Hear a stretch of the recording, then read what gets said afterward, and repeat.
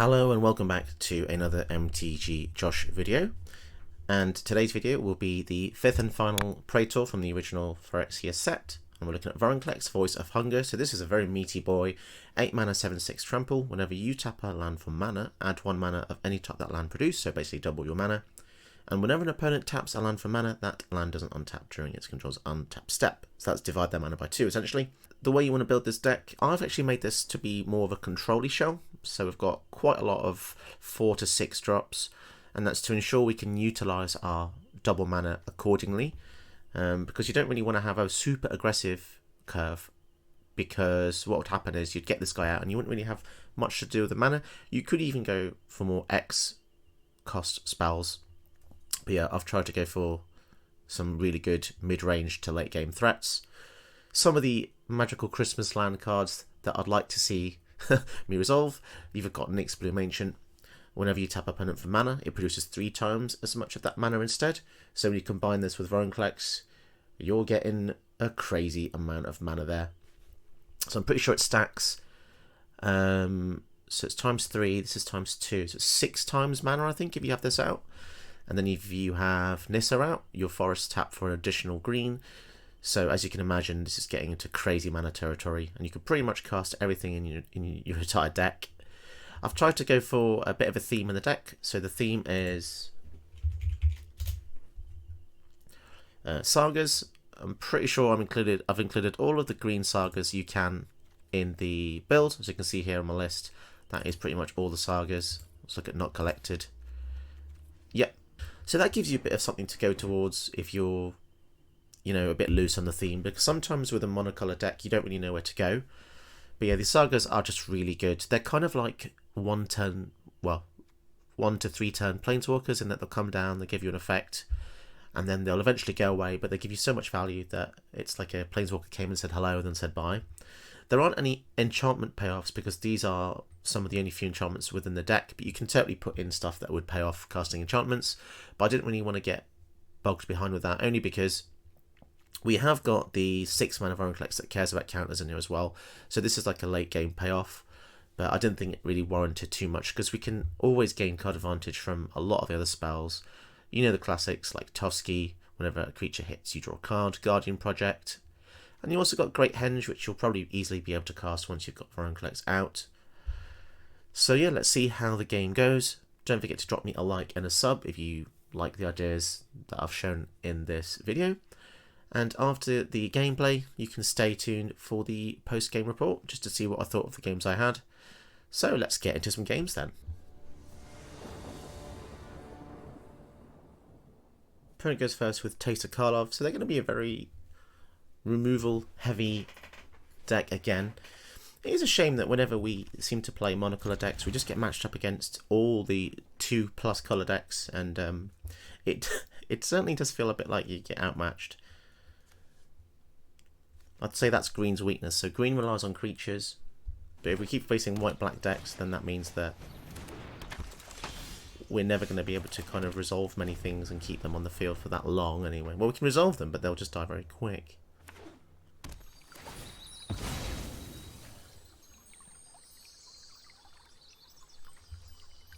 We do have some really good cards. We just have to, you know, also the fact that going second really hurts green, especially against decks like this, which is more techie than ours. Cool, so we're getting all the removal spells and protection spells here.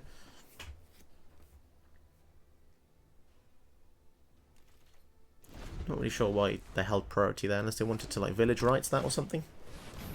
Dutiful Attendant. Okay. So we could cultivate here first. And this is actually important, because we don't really just want to go for the Rishkar undefended. We want to give her the Rishkar with Ranger Skyle up, just to give him a bit of protection. Here comes Tater Karlov. So she doubles any death triggers they may have. Okay, Nissa undefended is not good.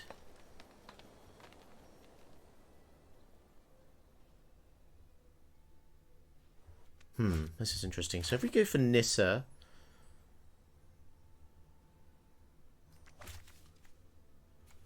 you know what? I think I'm going to go for Nissa here. Sounds weird, doesn't it? Right, Right, on top of forest. the land shall conquer you. We'll swing in. Let's see if we can bait them out. Oh, baby, okay. So... Ah, that was a mistake, wasn't it? I should have done this. I should have done this in combat. How do we get out of this then?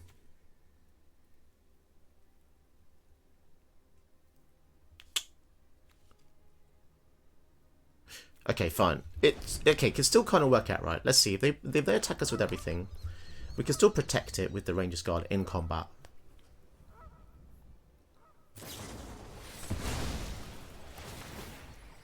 Okay, so they're going to get some triggers. And they're going to give this -2/-2, but -5 if a creature was sacked. So yeah, we did get punished for that misplay, but oh well. Maybe we can keep it alive here. If they use 2 kill spells to kill 1 forest. Okay. Yeah, so... Nissa takes 3, goes down to 3. Cease this aggression. Still good, we're still good. Yeah, we're just absolutely punished there by not doing that in our turn. Sack 2 creatures, draw 3, blimey, okay. So it looks like they've got some incredible loot here. They can get this back, play it again. Sure thing. So using the Ranger's Guard is quite sad as well, because it would be better in our hand, obviously, but... Play this. What can we do? If we go for... Rishkar. Put some counters on these guys. Great Henge.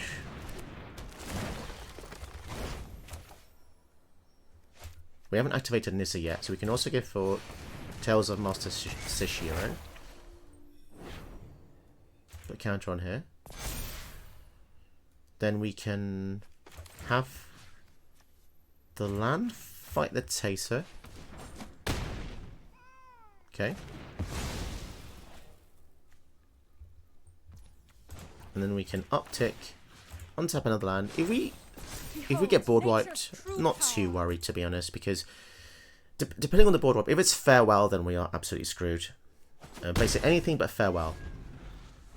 Anything but farewell. So Conrad, okay, we're safe for a while. We're going to take a bit of drain, but village rights. Okay, so I feel like we're very lucky here. We definitely faded one of their turns. Sarith, wowzers. Let's boost this guy.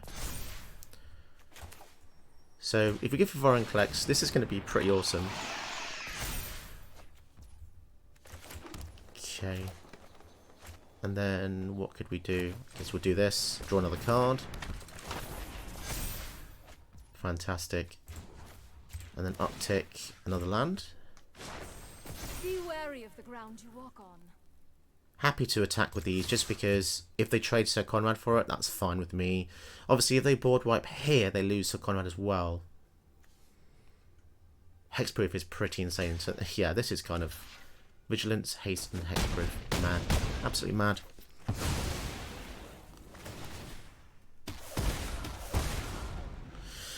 So we're hanging in there. Again, farewell would just be the end. But then, at the same time, they wouldn't untap any mana. So let's see.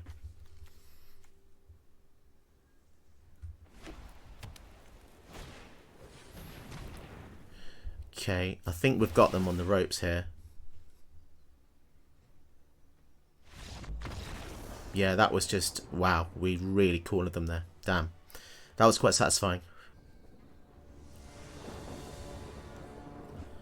So this must be National Orzhov Day, or at least White-Black Day, because this is the 4th, I think, in today's games I've had, where I'm facing a White-Black deck. Kind of weird. Kind of weird. Although we do have the God draw with the Land Morales on turn 1. That's going to be tricky for them to beat. And yeah, I think the bestiary is a really good turn 2. This is kind of like Search for Ascanta in green. So if you haven't clocked onto this card yet, this is the time to do so. This is basically a Pokédex. Oh, that's quite good as well. Gets us some more lands. So I'm very aware that they're going to spread their tokens out, and eventually they're going to get to a point where they can cast Awaken the Blood Avatar, which is not going to be good for us, but yeah, the Boseiju seems pretty nice as well, because this becomes a creature, which means it gives us a little bit of protection versus their sack effects. So they're a very aggressive deck, very reminiscent of 60 card formats. Broken Bond. Okay, so I think we'll go for the Cavalier of Thorns now. Shame we didn't get to draw, but we do get to ramp, which is always good. So one thing we can do here is we can actually fight the Earthshaker Kenra, and this is going to be useful because it means it's going to take them a little bit longer to get out the Awaken the Blood Avatar. So this normally costs 8, but it's reduced by 2 for each creature they sack. So they could have cast it then for 6, 7, 8, but I've made that impossible for them now, unless they play a 1-drop or 2-drop in the stockpile. So this thing, oh, interesting. Yeah, I'll happily block here. Sack it to scroll. Oh, I'm trying to be tricky. Okay, so every creature that they lose is great, because it means that they're not getting Awaken the Blood Avatar out. And although this isn't the end of the world, I don't really want to be dealing with a 3/6 in a green deck. Bestiary is proven to be epic. Do they have a way to destroy this, like a shatter effect? Ooh, Nissa. Nissa is so broken. She really is broken. I've faced a lot of Nissa decks, and I cannot tell you how annoying she was to face. But here we go. Let's use our own. Do they concede? Not yet. Together we will prevail. Okay, let's untap the forest. So our attacks are coming in full throttle here. Rise, my elemental friend. Start swinging in. We've got a really nice selection of Vigilance creatures to block. Okay, so the fact they're blocking here,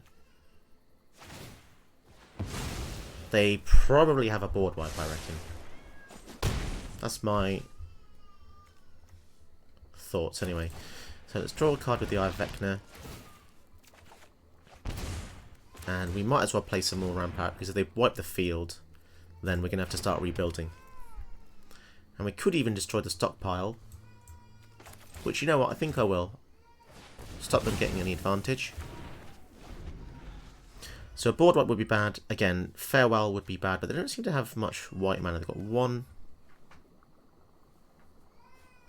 mana. And Farewell is 4 white. Yeah, that's just too overwhelming. Makes sense. Okay, opponent goes first with Edgar Charmed Groom. The one issue I've noticed facing against multicolour decks is their removal is really good, and green does have a lot of answers and stuff, but our removal isn't as simplistic as just aim a gun, shoot. We normally have to have creatures out in order to fight and do stuff like that.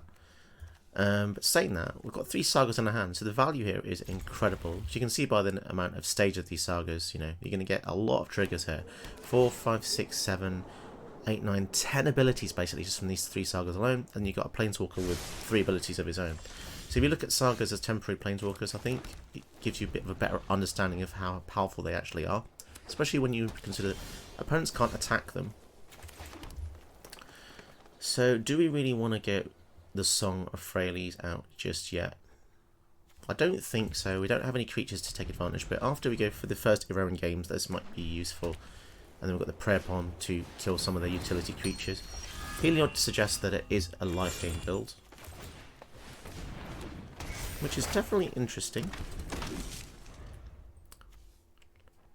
considering that Edgar buffs other vampires, but we'll see. Okay, so this is curious. They've got a lot of... Well, we've got a couple of cards that don't actually really resonate with this kind of deck, in my mind, obviously.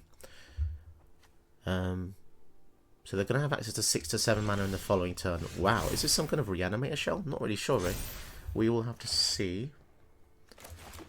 There's a couple of options here. I could go for the Lanora Elves. I think I want to get the Garakat just to get a bit more aggression. Let's go for a creature, then next turn we can pump them up and then attack.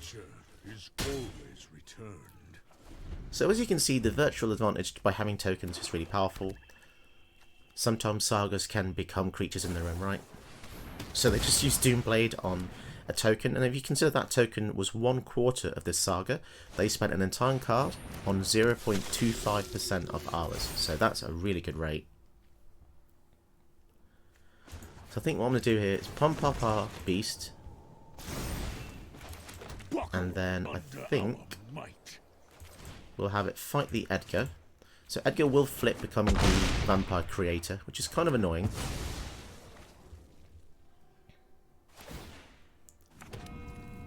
But now we can go for the Elves and the Song of Freyalise. So the timing of this was pretty decent, because now we can start tapping our creatures the next turn for extra mana if we really want to. These 1/1s are going to prove to be quite annoying, especially because they have lifelink. So if they do hit us, they're going to go up in power due to the Heliod. Vindictive Vampire, oh my goodness. So this drains even more when things die. That's not what we want to see right now.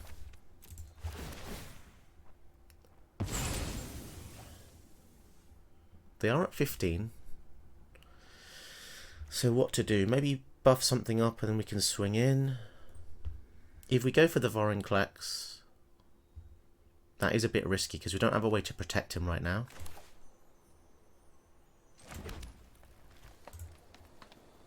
Although saying that, we do have the Mending of Dominaria, so we could play the Vorinclex, and then if it dies next turn, we can return it to our hand with the Mending. So maybe that's a better idea. So let's try that.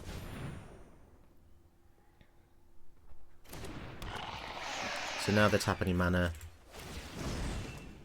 It won't untap and their next untap. Okay, let's see if Vorinclex survives here. And if he doesn't, I hope they have a big spell, because that means we kind of time walk them. That's why Vorinclex is so vicious. Not being able to untap is just crazy. Although Key to the Archive does enable them to have any colour spell. So this could be anything. Putrefy perhaps.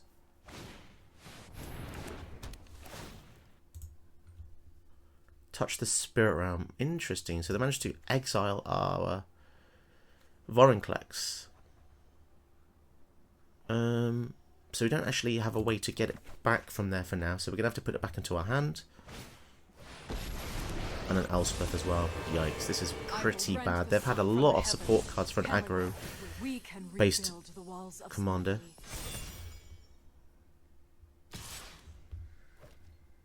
So we're not going to block here because we'll just lose our token.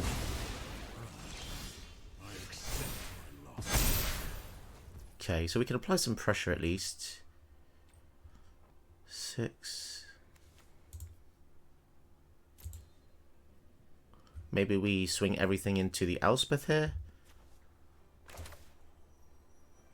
Or actually we'll go for the Tales of Master Sashiro first.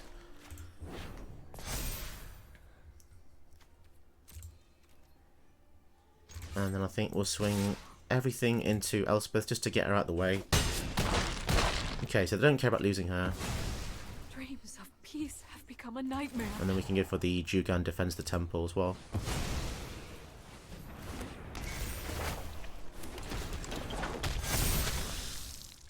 Yeah, Edgar is very good against green.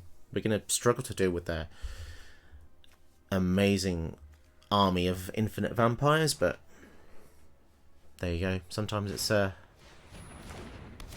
rough matchup like this. White-black has all the removal as well. Vindictive Vampire is going to get annoying. Every time something dies, they're going to get +1 life, and then the Heliod flips.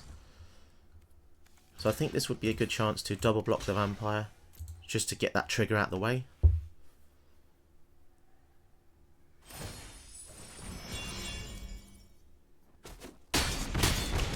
So they kill one of our guys, they boost something else up.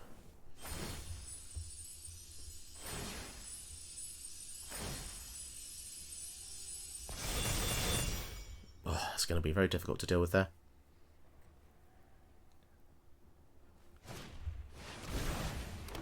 And they revived it as well. Okay. So we'll put a counter on the elves, I guess, and the creature token.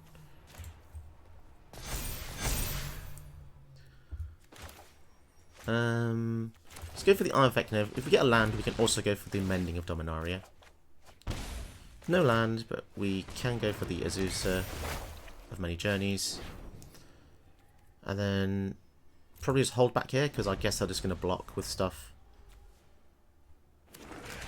I could have gone for the Mending there, I think, but I'd rather keep the blocker up.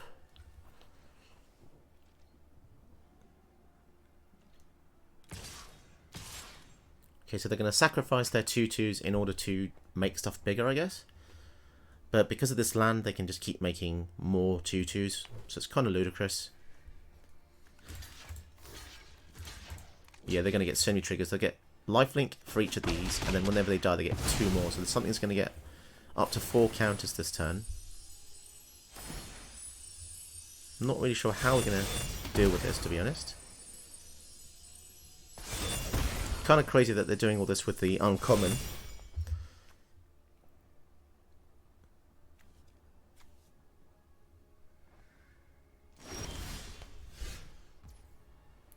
So yeah, I'm happy to pay. Ranger Skull gives us hexproof. We do get some cool flip triggers though.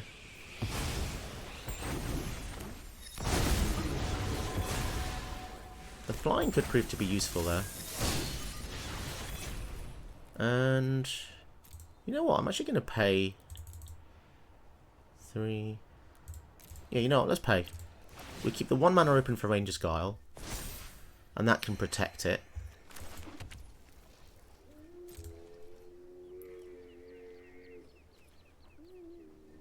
And then if we swing with this, will they double block? Let's see if they do that. We can give it +1/+1. I'm not sure how much of a difference that would make. So they're going to block with Edgar to get even more tokens in their next turn. Sack it to draw 2. Wow. They've got so much value here. This coffin needs to go, doesn't it? We just need to find a way to deal with it. The Heliod and Vindictive Vampire synergy is just astronomical.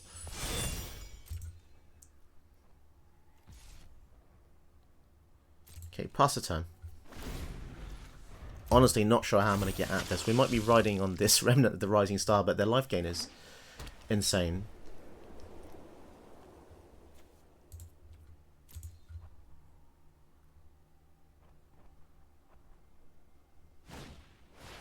Prison Realm. Okay, so let's see what they target with that.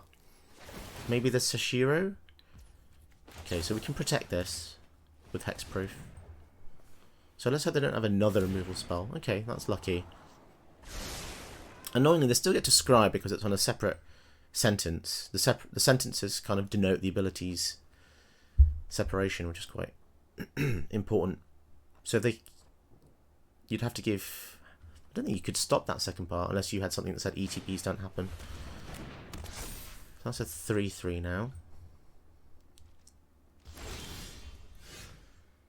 Do I want to draw? I think I need to. Maze my turn. More ways to draw.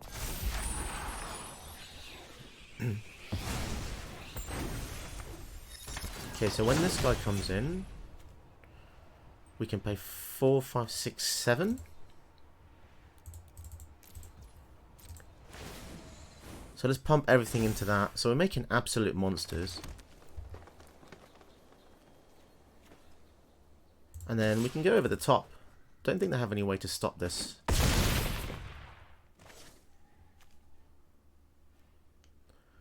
Yeah, because we control 5 or more modified creatures, it gets +5/+5 trample, which is really useful.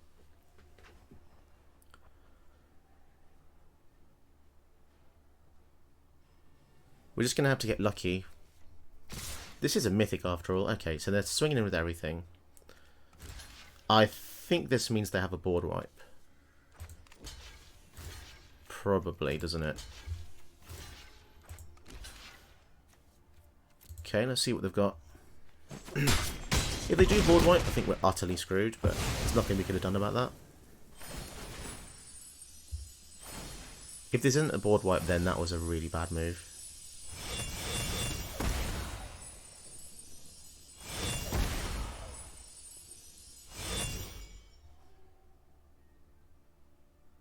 Destroy creatures.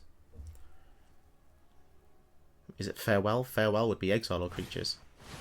Meat hook massacre. Wowzers. Okay, that's pretty devastating.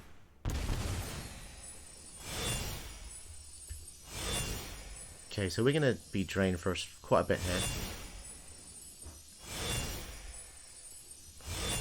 Wow. That Heliod, if that Heliod ever comes online, we're in deep trouble. Because we might as well draw, seeing as we're going to die from one hit anyway, probably. Okay, go for the mending. And I guess we can get the lower elves back as a blocker, in case something goes horribly wrong.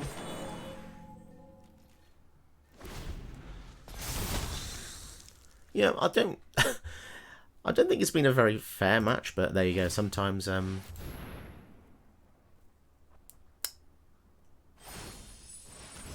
random sucks, right? Yeah, the Meat Hook Massacre was incredibly lucky there. Because at least if it was a regular board wipe, they wouldn't have had all the bonuses they did. But there you go. Sometimes you get absolutely blown out. And even if we do play Vorinclex next turn, they're going to have so many attackers it's not going to matter. And they also have an Elspeth to cast from the graveyard. So I don't think there's a way out of this one, unfortunately.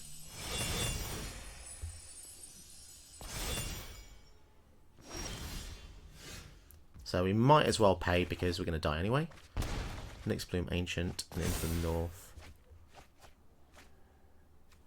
Elder Gargaroth does gain us some life. Is that even going to be enough?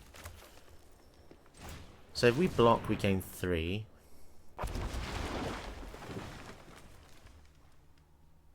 But we still take 6. So yeah, that's a shame. It was one turn too late, wasn't it? So we might as well scry and see what we would have got. Cultivate. No. And pass to the opponent. The only way we could win this if the opponent messed up, and they definitely won't, not from what they've been playing like. So there's numerous ways they can win. They can just activate the Hive and swing. Or they could go for the Elspeth boost as well. Oh, this has got a menace, hasn't it? Ah, of course, yeah. Fair enough. That was the safe bet. Cool, that was a good game though. Very tough.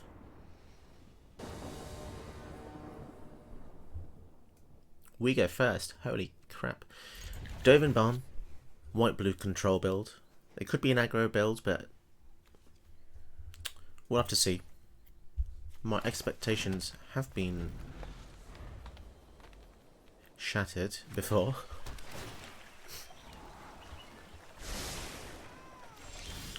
So due to reliability, I think into the north is probably better first. Also, we can get ourselves the Manland.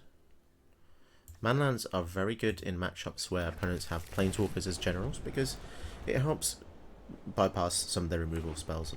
And a lot of cards say none-land as well. Looks like we're getting Garrick out again. Hello, Garrick. And we can make something cheaper or get something. Let's get something. I'll leave your bones in my wake. Vigilance seems good. It's unlikely that they're going to have any attackers, so maybe the one that gained us life would have been better actually. But then again, life gain versus control isn't that good either. Turn 4 Garrick is really powerful. Just consider like how many creatures we're going to get from this guy here. I can handle the wilds just fine. So, oh, this guy seems good. Or the Barkhide Troll gets protection as well. So maybe that is better here. And I'm very aware they could have board wipes. So let's swing in.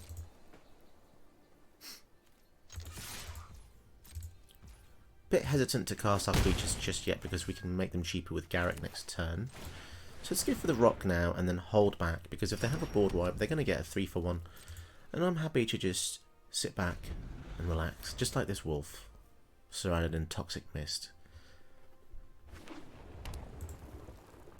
Some of you may wonder why I always have a cat avatar. Well, that's because I like cats. And this cat has been with me since, I think, day one, really. So they could have settle the wreckage here.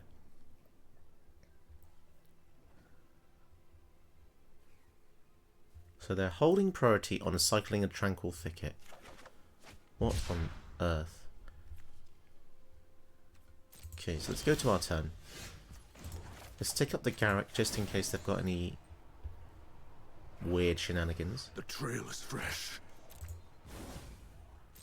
I'll leave your let's swing in for bones 6. in my wake. To be honest, if they do have settle, then we get 2 lands. They're being very chill about this.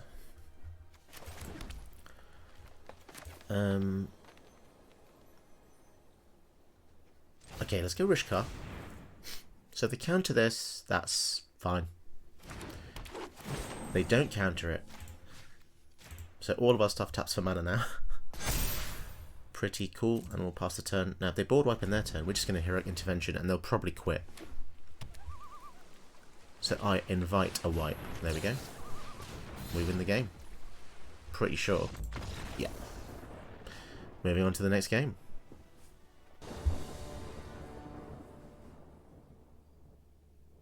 Okay, so we go from Muldrotha to Yarok. One after the other. It's just basically a gauntlet, isn't it? A gauntlet of the most powerful decks. It's weird why we never really see fringe decks, isn't it? I wonder why that is. Someone or something is permeating a certain culture, I think, in this format.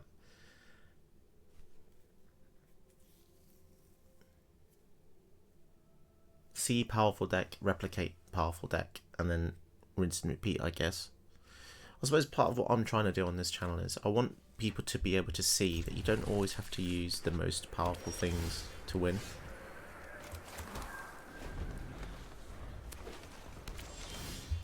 But there you go. Let's see what we can do here.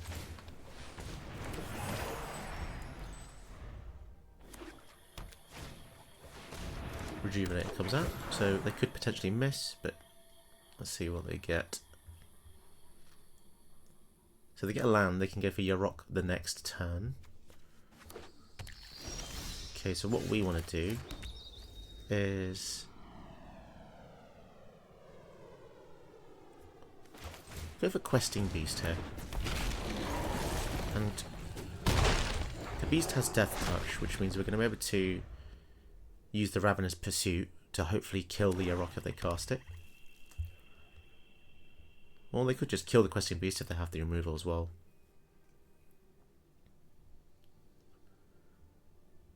I guess we do have the Sarith as backup, but with this we're going to need more lands as well. A Shire. Yikes. Okay. So yeah, let's fight the Ashaya here. We'll make the Sarith a bit stronger.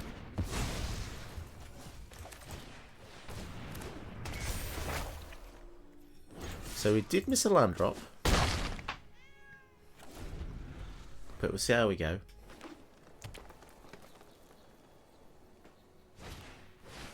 Vivian, okay. That's definitely going to come up the board. And Decoria answers. So land helps. So firstly, I think we swing. Oh no, don't do that.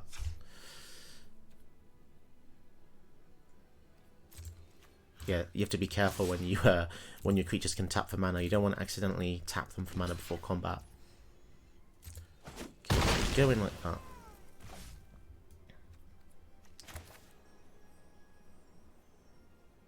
And do we go for Sarith here or the ramp?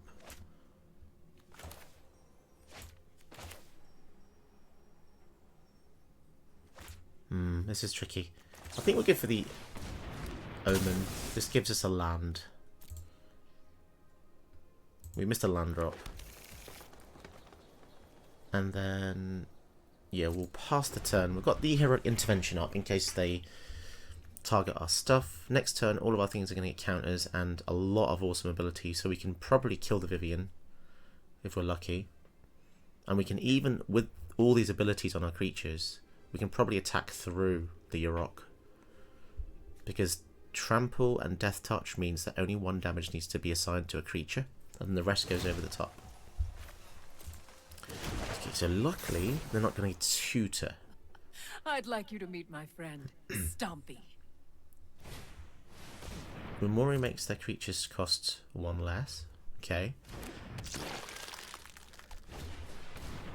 And a Rex Sage is going to come and kill something. Oh, it's going to kill the Song of Fair Lease, isn't it? So, this gives permanence hexproof, so that's going to work here.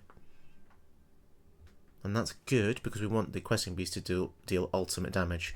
Remember, First Strike and Death Touch is incredibly good. But does it have First Strike? No, it's got Vigilance, Trample, and Indestructible. Okay, that's still fine.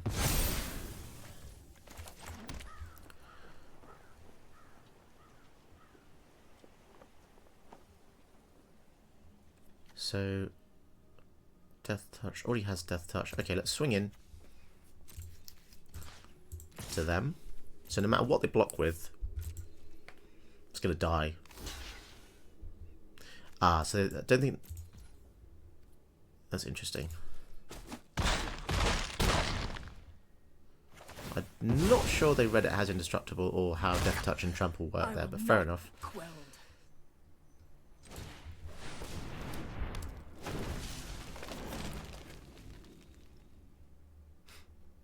If the Nyx Bloom Ancient survives, then we can cast Vorinclex very easily. And then we're going to have access to so much mana. Back to the woods. So they're going to tutor for something here. Probably something that costs 4. So let me guess, they're going to get a Ravenous Chupacabra, aren't they? So the Chupacabra probably comes in killing the Nyx Bloom Ancient. Yeah. As I said before in other videos, sometimes I hate knowing.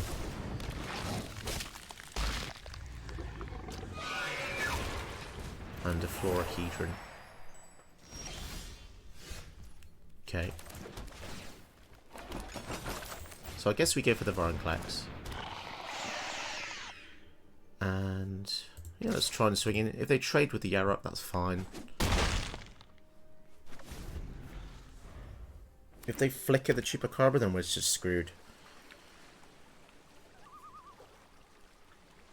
Do they have a flicker effect?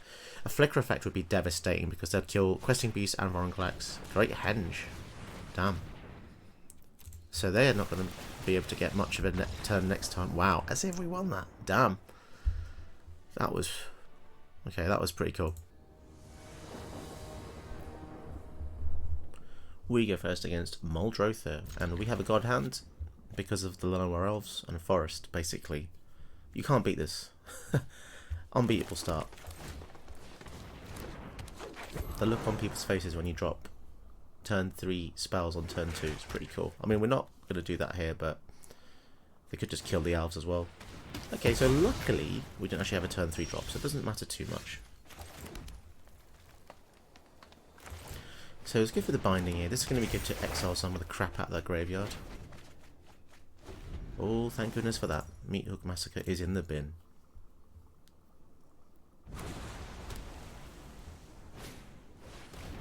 And a Hermit. Shame we couldn't kill the Hermit in response, but so we get rid of these two.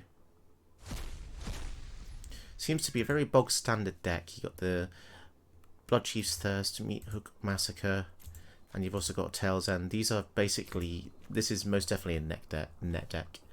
I've seen this deck so many times. So we could go for the Druid. Yeah, let's go for the Druid. And next turn we can return a land. I think that would be more useful than the Elf.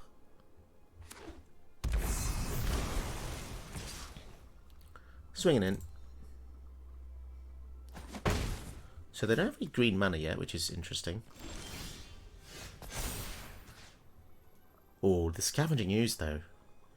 This just, I think that just, this just means that we win the game, right? Yeah, and I gained that out before the Hive can attack it. It's awesome.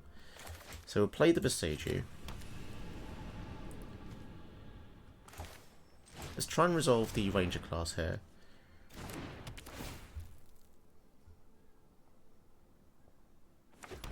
Now this is interesting. So if we pay for this, and then if we attack with the Druid, it gets a counter, which means next turn it taps for 3 mana. They could just kill it here though. Ah, pussy. Pussy. Ah, how many more kill spells are they going to possibly have? Jace? Okay. Well, they don't know we have the beast, so Jace is dead. Oh, they minused him. Okay. Oh, that's funny actually. Did they miss a land drop? Oh, I think we might have them then. Yeah, they're missing land drops. We've just got them. Got him! I don't feel bad at all, you know. I don't feel bad at all. Seeing these cards. It's just the same cards you see in every Mordrotha deck. Mordrotha's so common as well. I'm sorry you like Mordrotha, but try and use different cards at least. It's so predictable. Very predictable. Hello and welcome to the post-game review with Vorinclex Voice of Hunger. So I hope you guys enjoyed this series of 5 Praetors from the Phyrexian set. I'm happy to do more cycles in the future. I've got a bit of OCD, so I like doing complete sets of things. So if I haven't done one of your favourite generals yet, in due time you'll probably end up seeing it. It's inevitable. As long as I'm alive and kicking, I'll try to get through all the generals that people ask for, so thanks for your patience. In terms of this deck, I think it was really fun. Had a bit of trouble early on in the evening where I was just facing the same white-black removal decks over and over again, so that was a bit of a pain. But once we get over that pain barrier, and the luck barrier, I guess, when you face a few more linear decks with just creatures, God of Fashion creature bashing, we do quite well. Obviously, being an 8-mana creature, it's got a huge target on its head, not being able to protect itself. So these kind of Praetor cards that are this expensive always suffer from the same issue, which is they don't have any way to protect them built into the card itself. So you'll need stuff like Tamiyo Safekeeping, Snakeskin Veil, Ranger's Guard just to keep them protected. I'd say these are staples in green, by the way. If you don't know which green cards to craft with your commons and uncommons, Safekeeping, Snakeskin Veil, Ranger's Guile. Fantastic cards just to basically keep up your huge spells. If you think of these as counter spells, they work exactly the same way. If someone Doom Blades you, protect it for 1 mana. So that does mean that you might want to cast Vorinclex on turn 8 rather than, sorry, turn 9 rather than turn 8. But if that's the difference between you being able to cast him now and protect him, or spend 10 mana on this guy, then I'd rather go for the former. Yeah, so I actually really like the Saga strategy in here. So all the little things like first hero in games is really good. Just so much advantage it gives you. And even things down to the innocuous like Tales of Master Seshiro don't look that good on paper, but giving something a counter and vigilance is pretty valid. And the fact it becomes a 5/5 vigilance haste is really good as well. The defender, the fact that these can defend after attacking is really powerful. But yeah, I'd recommend making this list. I really enjoyed it actually. Probably one of the favourites out of all the Praetors. If you want to build it yourself, check out the tech list in the Moxfield URL below. Make it yourself, tinker around, see what you think. And yeah, don't forget to leave me a like and a sub if you enjoyed this series, or even just this deck. And yeah, I'll see you guys next time for the next video. Take care, guys. If you enjoyed watching this video, why not try some of my other videos on my channel? And don't forget to support me by hitting the like and subscribe button for more content like this.